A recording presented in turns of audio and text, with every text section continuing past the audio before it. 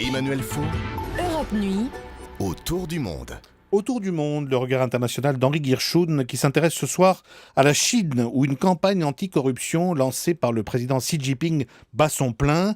Les condamnations des cadres du parti se succèdent jour après jour et on a appris cette semaine l'arrestation de l'ancien grand patron des services de sécurité. Alors Henri, pourquoi cette opération main propre a-t-elle pris de telles proportions ? Bien parce que le président avait promis de s'en prendre aussi bien aux tigres qu'aux mouches, c'est-à-dire dans son langage imagé, aussi bien aux principaux responsables de l'État qu'aux petits fonctionnaires. Et le moins qu'on puisse dire est qu'il tient parole. Tous ses prédécesseurs avaient fait en gros la même chose à leur arrivée au pouvoir pour marquer le coup, mais c'était surtout de la démagogie. Là, c'est autre chose. Il s'agit de la campagne anticorruption la plus importante de tous les temps dans cette Chine dite populaire. Par le nombre de responsables qui sont visés, près de 300 000 cadres du parti ont déjà été condamnés, arrêtés ou limogés, une véritable hécatombe. Par sa durée, puisque tout porte à croire qu'elle va continuer et que c'est une action de longue haleine, et surtout parce qu'elle est sans précédent quand on voit à quel niveau elle se situe, puisqu'il y a déjà plus d'une cinquantaine de ministres ou d'officiers supérieurs en prison. La haute direction du parti, l'économie, l'armée, tous les secteurs sont concernés.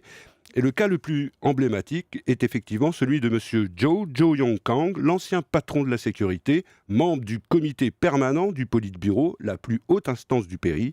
Il est aujourd'hui sous le coup de 6 chefs d'inculpation, pour corruption bien sûr, mais aussi pour divulgation de secrets d'État et même pour relations sexuelles illicites. Et cet homme, qui a été l'un des plus puissants de Chine, il était pratiquement le numéro 2 chinois, risque tout simplement la peine de mort. Alors, est-ce qu'il s'agit simplement d'une opération de salubrité publique ou est-ce que c'est aussi une manœuvre politique du président pour se débarrasser de ses rivaux ? Bien, en Chine, il y a toujours un peu des deux. Comme partout, il y a des rivalités, des luttes d'influence, des clans, et au sommet du parti, ça ne plaisante pas, les conflits ne se règlent pas vraiment à fleuret et moucheté.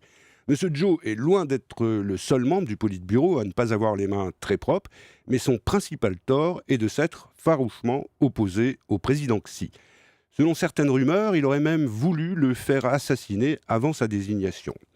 Mais au-delà de ces règlements de compte personnels, si la lutte contre la corruption est cruciale, c'est qu'elle poursuit un autre objectif, autrement plus important. Depuis son arrivée au pouvoir, il y a 2 ans, le président chinois veut avoir les mains libres afin d'entreprendre une série de réformes capitales pour l'économie chinoise. Et ce qu'il vise en premier lieu, ce sont ces énormes entreprises d'État mal gérées, mal dirigées, qui plombent le dynamisme du pays et qui sont en réalité aux mains des grandes familles de la nomenclatura communiste. D'ailleurs, avant sa disgrâce, M. Zhou, l'homme de la sécurité, était aussi le grand Manitou de l'ensemble du secteur pétrolier, rien de moins. Et on sait si cette campagne anticorruption a déjà produit des résultats positifs ? Eh bien non, pas encore, à en croire l'organisation internationale Transparency qui juge que la corruption continue de s'aggraver. Or, le temps presse car l'économie chinoise est, comme on le sait, au bord de la panne.